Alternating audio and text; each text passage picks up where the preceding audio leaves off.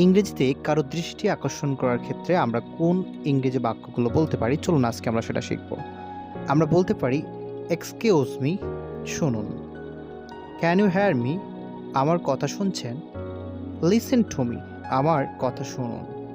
Hey got it, এই বুঝতে পেরেছ? ও কাম অন, একটু বুঝতে চেষ্টা করো তো। May I have your attention please, আপনি যদি একটু এদিকে নজর দিন। Is it clear to you, এটা কি তোমার কাছে পরিষ্কার?